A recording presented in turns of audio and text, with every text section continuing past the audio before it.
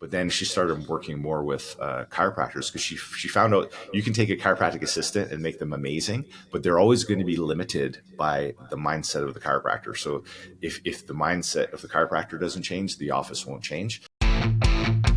You're listening to ChiroCandy, the podcast of sweet chiropractic success. Now, here's your host, Billy Sticker. Welcome to another episode of the ChiroCandy podcast. Today I have with me Dr. Don MacDonald. He's actually a client of ours up in Canada and does a great job working. He does some coaching with some other chiropractors. And thank you so much for being on the show today. Thanks. Appreciate for having me on. Yeah, I'm looking forward to it. I would love to just kind of jump right in. Tell us a little bit about your background. Why chiropractic? Yeah, well, I was a big basketball player. I grew up in a little town in the mountains in Canada, and I asked my parents in grade 12 if I could move to the city to play basketball because there's a lot more competition. And it was great because I got a lot better at basketball, but I was always fighting with these chronic patella tendonitis, bad knees.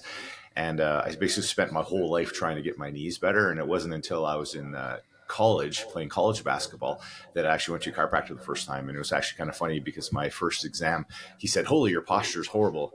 And I was like, "No, silly chiropractor. I came in for my knees." And he said, "What's everybody been focusing on this whole time?" And I'm like, "My knees." And he said, "How's it been working out?" I'm like, "Obviously not very good." And I said, "Okay, I'll play it your way." And so I went under care, and I think it was after about 6 months under care, like not only my knees got better, but my free throw shooting percentage got better. My concentration wasn't getting assist as often, not fidgeting in class, could study better. And I was like, that's it. First, I was mad because no one told me about chiropractic for 4 years when I was struggling. But then I got inspired and said, hey, maybe this is what I should do for a living. Since I knew I wasn't going to make the NBA, but Nice. I love that.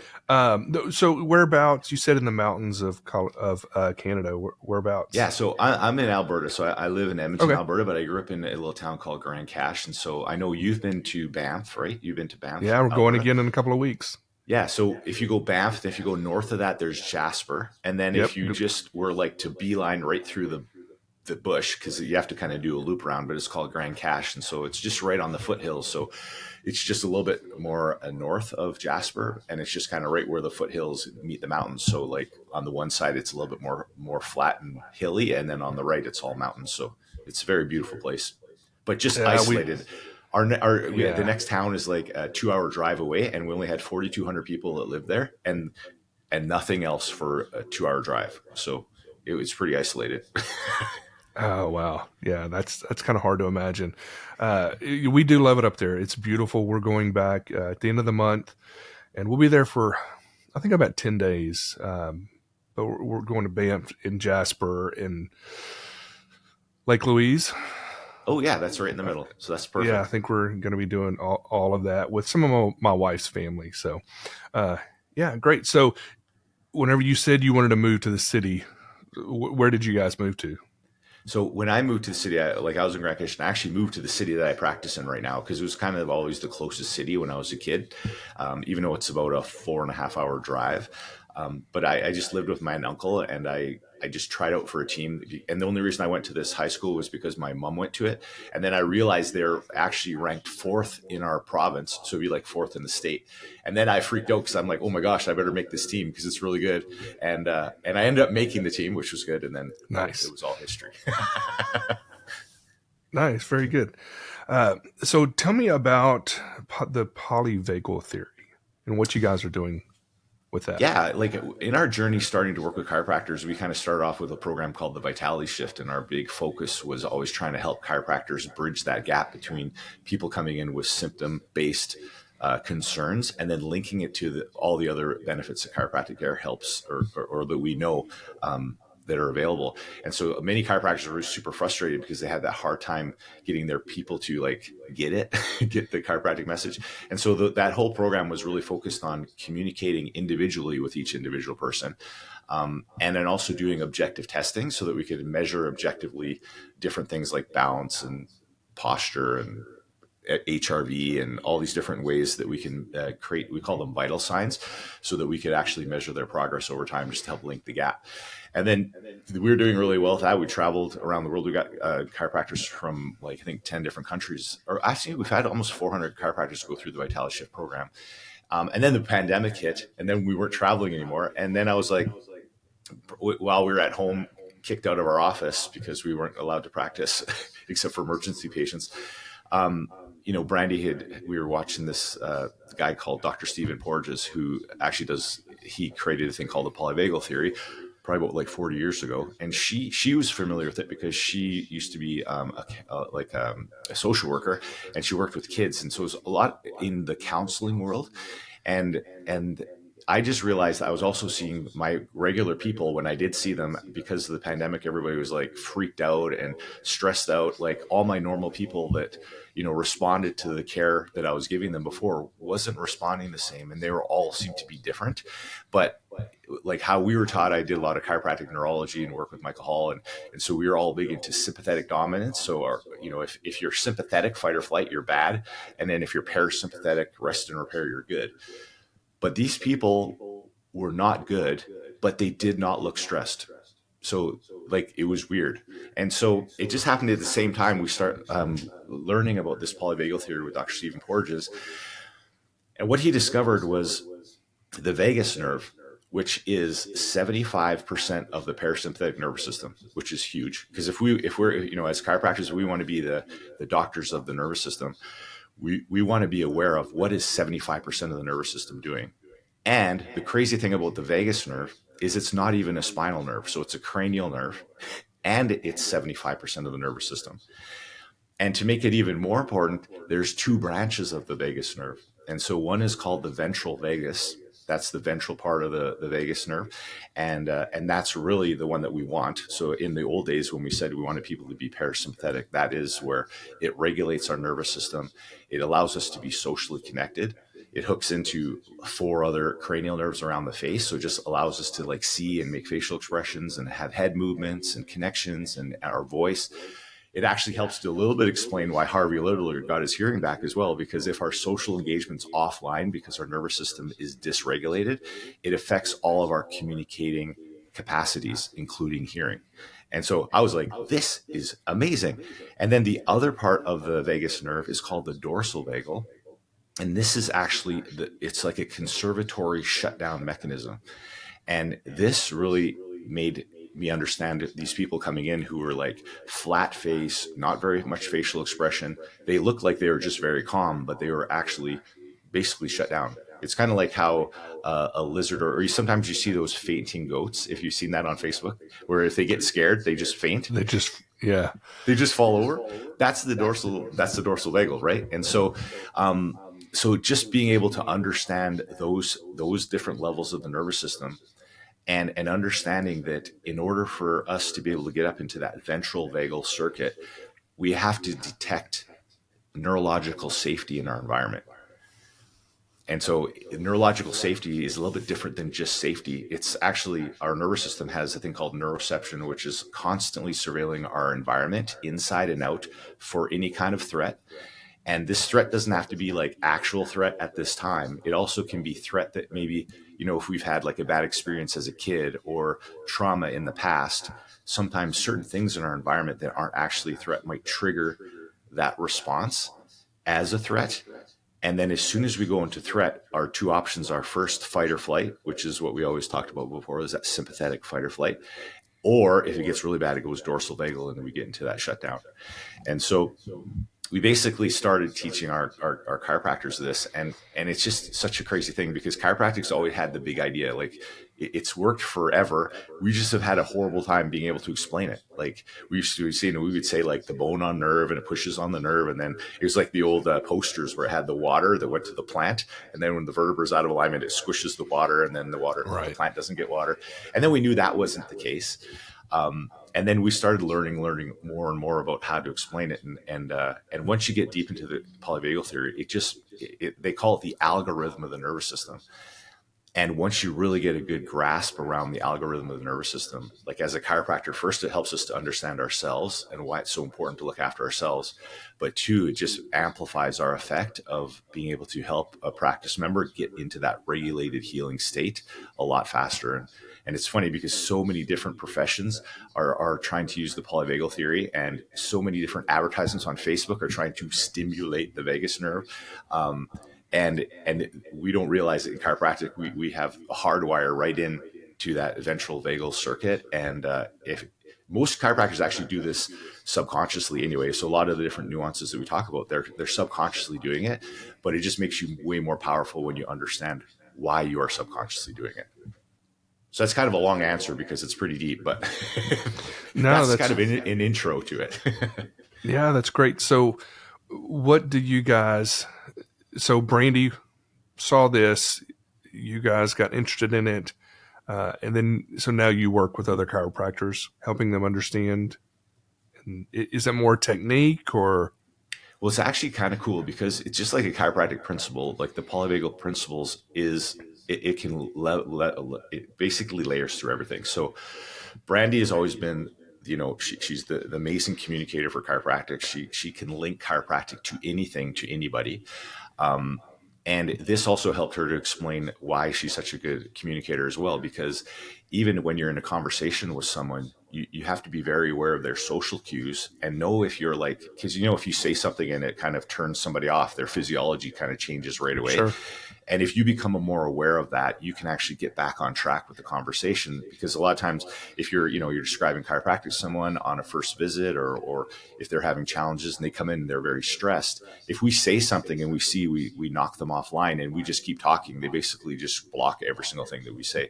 And so in a communication model, it just amplifies your effectiveness because you become basically like a communication ninja, because you know what cues to look at to know if they're actually listening to you. And you're a lot more nuanced, because some chiropractors would be like, I got my script on my first visit, and they start saying their script, and if you were to watch the person, not that their eyes fully roll back, but there's like indications that their eyes are rolling back. They're not paying attention. Yeah. And then they just keep saying the script, and it's just falling on deaf ears, and then they're all frustrated. They're like, why didn't they understand? Or I already told them that once before. Why don't they understand it? And I think and so she kind of innately did it, but it's kind of being able to understand why neurologically, or how neurologically we can become a better communicator when we're talking to multiple different people. Because I think in the old days of chiropractic, we use scripts. And I think the reason that works so good is in the old days, we could base everything off of authority. So if you're, the teacher, preacher, medical doctor, chiropractor would sometimes wear a white coat because that would create authority. And if you had authority, people would pay attention to you and listen to you more. Nowadays, with the new generation, they almost go against authority. so they care more about connection, and do you care for them, and are you making this conversation relevant to their life? And then they'll listen to you. But we hear that line all the time now, that they don't care how much you know until they know how much you care. And caring is being able to actually connect with another human, like actually take the effort and learn how to create that connection. So that's one of the ways we've done it, is through communication. And then I realized that I was starting to modify my technique quite a bit. And when I realized that the vagus nerve is 75% of the parasympathetic nervous system, and I realized that the vagus nerve is 80% sensory. So that means it's 80% like monitoring. It's like a monitor system monitoring for threat in our physiology, that maybe I should be checking the physiology, especially on the ventral aspect of the people. So it's like the ribs, being able to breathe, the viscera, the hip flexors, just a lot more work on the front. And so I basically came up with a whole protocol called the MacDonald Safety Corridor Protocol, where we really, what it does is it doesn't replace the adjustment at all, and it doesn't make you do a certain technique. What it does is it just helps you to, it's almost like safety checks in the physiology, to make sure that after the adjustment, they're as regulated as possible. So I just call it like an amplification on the chiropractic adjustment, so that we can make sure that at the end of every visit, you can see just with social cues in their eyes and their face that they're in more of that regulated state. And I just think post-pandemic, and with like all the, the wars in the world and all the political stuff going on, there's so much stress that I think Sure. the people just need a little bit more help. Like it's not enough anymore just to remove the danger cue, which I call it subluxation. So when we have subluxation in the spine, that's a danger signal to the nervous system, where the nervous system can't relax or go into a state of ease. So it's not just enough just to remove the subluxation, but there's also ways to put safety cues into the nervous system. It's almost like if you were in a war zone, it's not good enough for me to say, hey, Billy, come on, like, I'm taking you out of the war zone. But I don't just take you out of the war zone and just put you there and just get over it. Now I want to, put my arm around you or something and go, Billy, okay, we're okay. And then we need the safety cues afterwards. We can't, just people are still vibrating after the trauma, even when the trauma is gone. We just need that little extra. Yeah, that's great. So when were you doing any kind of coaching and consulting before this, or is this kind of what took you down that road? Well, we started, like I said, about 9 years ago with the Vitality Shift, and then so we have a group program, and so it was an online program. But then we also did live seminars as well, and then because before that, Brandy used to speak, like she spoke at Parker seminars. I think she did 50 in a row or 40 in a row way back in the day, and we did the circuit, and we kind of cut our teeth at Parker seminars, and she was mostly doing chiropractic assistant training. But then she started working more with chiropractors, because she found out you can take a chiropractic assistant and make them amazing, but they're always going to be limited by the mindset of the chiropractor. So if the mindset of the chiropractor doesn't change, the office won't change. And so she really preferred now working with doctors and then the staff afterwards. But like, if we can have that top-down approach in an office, we can really get some serious change compared to bottom up.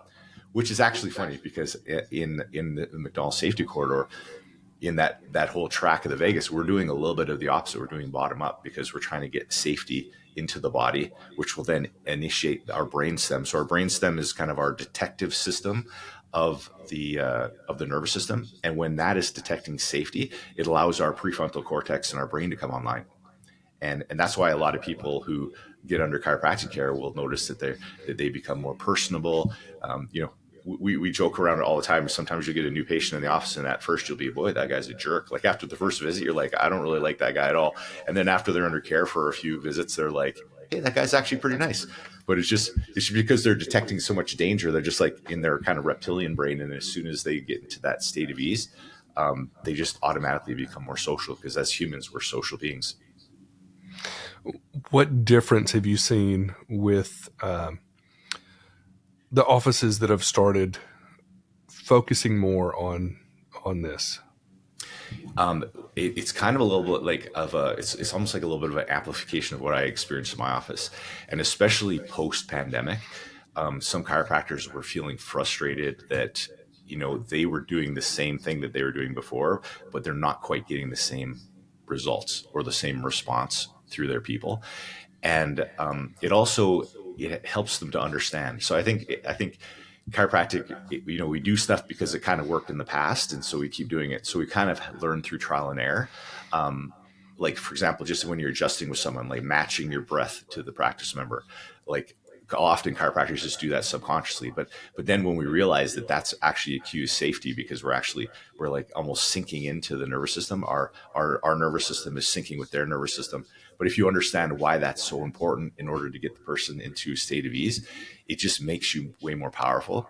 And I find too that a lot of the chiropractors are just enjoying practice a lot more too, because you kind of get more rich, you get more depth with each person. And it just, anytime you get more skills and you get better at what you do, you just get more excited about it because you're better and you're more effective. Excuse me. Yeah, that's really good. We've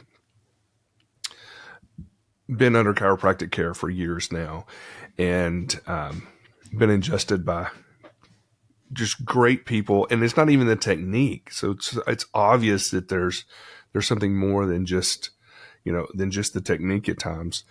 And that does make, really make a lot of sense. Just somebody that you really kind of connect with, because we know it's more than just, than just physical and and muscular skeletal. So I think this is great. How, if somebody wanted to learn more about this, just the polyvagal theory, and I think you said you even have some training and stuff, which we'll drop the link in the show notes about that later. But Yeah, well, I have a podcast, so you're going to be on my podcast. So that's as right. of the recording of this, you're coming out. So it's called the Informed Chiropractor Podcast, and so we have a lot of stories about our clients that have been that have been implementing this both in their practice for technique, but then just in their life and in their office and communication. And then we also just have a free introductory to the polyvagal theory for chiropractors course that we'll just throw that link in. Our website is theinformedchiropractor.com. And we have like kind of a combination between we have an online group mentoring program, and then we also do live events. So and the reason that we do live events is there's this term called co-regulation, which I'm just going to mention this too, because chiropractors, I think this is what makes chiropractors amazing, no matter what technique they are. So when our nervous system has been dysregulated for a long time, one of the quickest ways to get back to a regulated state is to be around someone else who's regulated. And you know those people that if you hang out with, you've just been hanging out with them for 5-10 minutes and you just feel better. Sure, absolutely. You just feel better. And other people, you hang out for 5 minutes and then you feel way worse. Drained. Yeah. And they haven't even touched you yet. And so the thing about chiropractic is it's so powerful on its own, just with the adjustment. But if you understand how to keep yourself in a regulated state, you become a super powerful co-regulator, where a lot of people nowadays, even after post-pandemic, they actually don't have any other, we call them safe humans. So a safe human is someone who you just feel good around. But there are practice members who come in that anyone in their life, there's no one safe. And I've had multiple people say, "You're my safe human."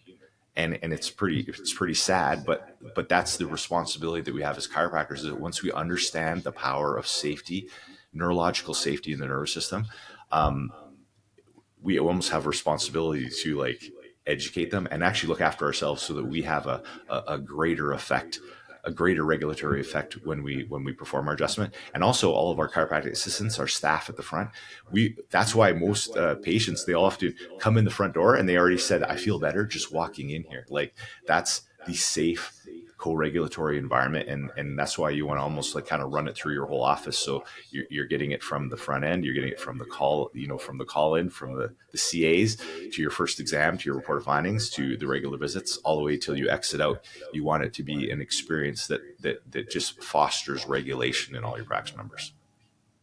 Yeah, that's so good. And I heard an associate tell a story one time about the doctor, whenever he was first an associate right out of school, and he was sharing how this doctor was a Christian and they'd pray over the patient list that morning. And he said he glanced over and this doc was crying. And regardless of where you are spiritually, I think what I'm getting ready to say will really resonate with a lot of us. He made the comment, he said, "It breaks my heart that so many of these people never get loved on." Mm-hmm. But we get to do that every day. Put our hands on them and love on these people and connect with these people. And so much of society just misses that, So it just kind of reminds me of what you're saying with this. Well, and it's just, and that's the thing, is that the polyvagal theory just has slightly different language, and chiropractic has its own language, but the meaning is the same. So loving on someone is being an amazing co-regulator. That's exact same. Yeah. That's exactly what it is. Yeah. Yeah, absolutely. Let me ask you this. If we were to move you, put you in a brand new town, you have all of your skills, all your equipment, whatever you needed for your practice, you've got a space, you just have no relationships. What would you do week 1, month 1 to actually get that practice going? Well, the question back would be, is it me right now, or is it me when I was a first grad? Right now. Okay, because I have money now, so that would be different. Yeah, no, and We always that's say, yeah, so when you get to a certain level, right, you have time or you have money, right? And so right. if you have more money than time, then again, I would be, again, what we've been doing with you, I would be setting up my Facebook ads. I would be setting up a really good a website, right? Linking it up, getting a really good SEO on Google. I would get out to, and then I'd still do some live stuff. Like you still want to get out into the community. So what I always find I like to see people who I like. And I like people who do the same things I like. So if I played basketball, I'd go, find some place where I go see basketball. Every time I played basketball or I played hockey or I went golfing, or any activities that I like to do. If you have kids, go around where other parents are with other kids. You just automatically start attracting people. So it's about connecting. Like you need to be in front of people. So I would just be meeting as many people as I could. I would be talking to other care providers as well, whether it's like massage therapists, medical doctors, looking for some referral networks. I've done corporate talks, business talks. You can do lunch and learns where you talk to people about and again, stress is just such an amazing topic, especially nowadays, and how chiropractic is such an amazing way. You can even link just posture to stress, because if you have bad posture, that's a stress physiology. And so everybody should be able to stand up straight, and nobody really can stand up straight. And so you're like, then you need chiropractic. So, so you just make it really easy. But yeah, I would just blast it from all those, angles, and then just make sure that I'm really honed at individually communicating with each people on how important chiropractic is to what's most important to them, so that the ones that did come in, I'd keep them so they would stay, so they'd stay under care. And then I'd be rock and rolling. Yeah. What's your goal in practice, and with your coaching and consulting, over the next 3 to 5 years? What would you like to see happen in both of those? In our practice, actually, we're planning on selling our practice actually in a couple of years. I've been in practice for 27 years, and so it'll be almost 30 years in practice. And the reason being is that we live in Edmonton, Alberta, Canada, which is like really cold for a lot of the year. It's funny, you in the summer, you come up to Canada to get cool, and then we always go everyone else to get warm because we're always cold. But I think we just want a little bit of different experience. Like I'm definitely not going to retire, but we'd like to go somewhere. I'd either like to teach at a school. I might go to Europe and just like locum or practice as an associate for a bit. I probably eventually come back and just have instead of running just like a full-time high volume busy practice, like kind of a hobby practice by a golf course where it's like part of your house and you're open like just a few mornings a week. That's kind of my goal as far as chiropractic adjusting goes. But as far as teaching, I'm really enjoying it. Like my wife really made me do it because I hated to talk, especially to colleagues. Like I felt like, well, who am I to suggest how to adjust people to my fellow colleagues? But I've really seen some big changes with people just getting different nuances. And I like to work with chiropractors who've already been in practice for like 10 to 20 years. So it's just kind of getting a different spin or just slightly changing something or just doing a little tweak.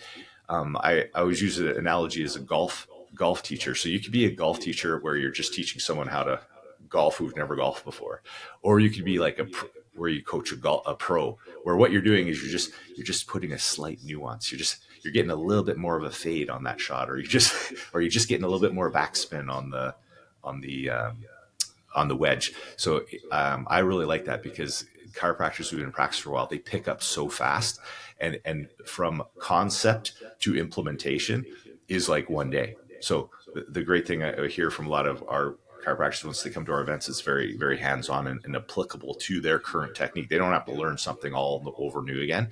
They can apply it right away, and they just up their game. I always think of chiropractors like professional athletes, and we always just want to get a little bit better at Sure. our craft. Yeah, and we should always be striving to become more valuable. Mm-hmm. And what a great tool and skill set that you can add to what you already do. That's just going to help you amplify the results that you're getting, the connections you make with your patients, then the referrals that come in from that. It all starts to magnify and multiply, just making these little bitty incremental things. But yeah, it sounds great. So what would people do if they wanted to find out more? So I think they just, if they head to theinformedchiropractor.com, they can just kind of sign up if they want to look through there. There's a couple of little free offerings that we have on there. But I would just listen to our podcast, because then you just hear stories of live chiropractors that have actually learned about the polyvagal theory. And again, I don't have them all do it exactly the same way I do it. So it's not like a Thompson technique or a Gonstead technique, or where you have to follow my like recipe. It's more of like a mindset and concepts to thread through your current adjusting style. And that's why I think it's so quickly implementable, because it's just, we've had network practitioners, torque release practitioners, drops, manual, diversified, Gonstead, like all those different ones. These nuances they just help to amplify it each way. So I think if you listen to a few of the podcast episodes, and they can reach out to me on social too, like anytime on Facebook or whatever, just reach out and they can ask me anything they want. Cause I love, this is what we do. This is what we do for fun. My patients bug me all the time, because we're gone like every 3 weeks, usually on the weekends, doing seminars. And they're like, do you ever just travel for fun? And I'm like, this is fun. I guess that's what I do. Yeah, I definitely get that. Yeah, I think it sounds almost like what you're saying is it's more of a process than it is a formula. Yep. Yeah. So 100%. And it's a mindset. So it's just like, I'm almost thinking like too, is that we know what the end result is. So we become very clear, like in the physiology and in their social engagement system, of what our end outcome is. And there's multiple ways to get there. And so as long as we're kind of clear on what our end outcome is, and we know what to look for, then it actually gives us permission to be creative, because it also increases your creativity, because sometimes you might need to do something a little different, or it might need to look at it a different way, or and I think that's, we get some chiropractors that sometimes they feel like either burnt out, or they're losing their mojo, because they feel like they're just doing the same. It's like if you followed recipes for making a muffin, and then you just follow it, and you just follow it, and you just follow it, and you just follow it, that over time it just seems like you're doing the same thing, and it doesn't seem it just isn't as rewarding. But if you can create creativity and create your own art kind of thing, your own art in adjusting, which help new ways to get people regulated in a really, really quick way. So most practice members at the end, when they get adjusted this way, they'll get up and they'll be like, I am different. Like they will say it. I'm different. I am lighter. I am like clear. I'm like, I feel so much better. I have less tension in my body. Like we want that. Like that's our target all the time. In the old days, sometimes they'd say, we don't want to hear any symptoms. We just want to adjust them and get on your way. But I kind of want to, I don't want them only coming in for symptoms. But when we talk about the polyvagal theory and really realizing it's so important to be able to have interoception, which is the ability to feel inside our body, we actually do want to honor the feelings. And it also does help give us some good information. So we have our objective testing, our objective technique testing, how they're feeling inside, and we match it all together just to amplify the whole process. All right. So the informedchiropractor.com, you get the podcast, and then we'll put a link to that free training inside of the show notes. So if you're watching this on YouTube, it'll be in the description, or Spotify or whatever. We'll put the link in that. Thank you so much for being on today. Really appreciate it, and hope you just continue doing what you're doing, making an impact in the profession, so they can go out and make an impact in their communities. Well, thank you for doing what you're doing, because like I said, the reason I reached out to you guys in the first place was when you're creating a whole new protocol and technique and traveling every week and stuff like that, and then trying to learn about Facebook ads and just kind of, keeping a little bit of that lifeblood fresh in your office. I was just like, I'm delegating it. So we've delegated out. I've used quite a few different agencies in the past, and a lot of them kind of come out of the gate strong, and then they kind of like pitter out. And so like, I think we've been with you for like 5 months, and it's just been a nice, consistent, like I'm in a kind of a nice position where I don't need that many new people, but I just want that just to be looked after. And and it's just a slow, steady stream of people, and it just works out great for us. So I really appreciate what you guys do at ChiroCandy. Good, thank you. Yeah, I know Taylor manages y'all's account, and she likes working with you guys, so definitely appreciate it. And thank you again. Let me know anything at all I can ever do to better serve you guys. And thanks for coming on, sharing with the community. Thank you very much.